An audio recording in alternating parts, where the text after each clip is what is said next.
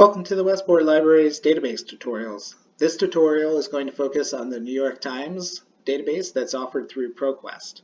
So to access this database, we'll start at the westportlibrary.org website and then choose Resources from the gray bar and click on Research Databases. At this time, the New York Times is featured as one of our databases on this page, but this list rotates through and different databases are highlighted at different times. So if you don't see it listed here, just go ahead and click on More, and that will always take you to our alphabetical listing of all of the Westport Library databases. I'm going to click on the letter N since I know I'm looking for the New York Times, and then choose New York Times from that list. So I'm now in ProQuest New York Times. We can see that's listed right here at the top left corner of the screen. If you're in the library and accessing this database from the library or one of the library's computers or the Wi-Fi network, then you should see the screen immediately after clicking on New York Times in the previous page.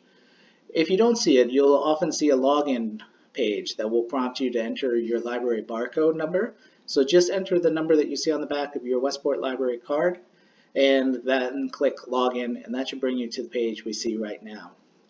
So this version of the New York Times covers from 1980 to the present. So we go back a number of decades with it. To get started with searching, you can enter search terms in the search box where it says enter search terms. You can search for article titles, subjects, journalists, names, and other author names, that type of thing.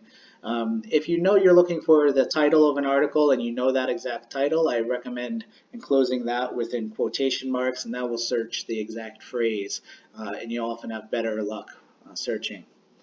The search tips button just below the search button is also a handy thing to know about. It has good resources for you if you're looking to learn a little bit more about some strategies and tips that you can use when searching this database. One other thing we'd like to point out to you is that if you click on Publications near the top of the screen, it takes you to this page where we can actually begin to search within specific editions of the New York Times. We've got the print version, which is the first version, and that's the one that goes all the way back to 1980.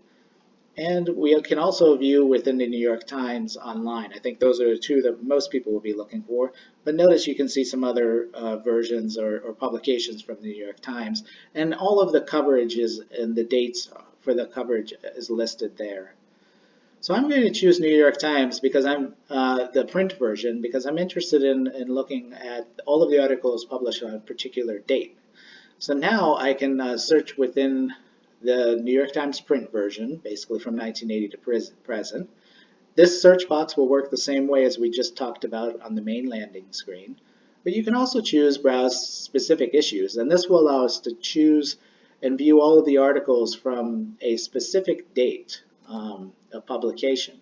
So just choose the year or date range that you're looking to view, and then the next thing you'll have to do is choose the month and the day. So once you make your date selection, then you'll see all of the articles that were published in that edition of the print version of the New York Times on a given day. So we're seeing all of the articles from March 19, 2020 on this particular screen in front of us. It does do a range of 1 through 20, so at the bottom of the screen, to get to the next 20 articles, you'll just click Next Page or the number 2, and you can always use the numbers to jump forward. Once you've decided that there's an article you want to take a look at, you can click on the article title, and that will take you to the full text version of that article. So you can go ahead and do your reading here if you like. In a moment, we'll talk about ways to share and save that information for later. But first, I want to point out that this, under the related items box, you can see more articles related to this topic that might be helpful for you, particularly if you're doing research about a particular topic. You also might take advantage of the search within indexing terms, so you can choose the terms you would like to search with and then click that search button, and that'll take you to more articles based on the terms you've selected. So again, if you're doing research about a particular topic or subject, this can be handy. So the final thing to point out is how to save this information for later or to share it.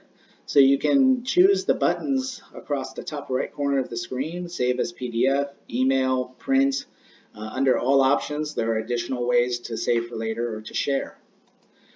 So if you ever have any questions about using the New York Times database through ProQuest, feel free to ask a reference librarian by stopping by the reference desk, or you can email the reference team at ref@westportlibrary.org.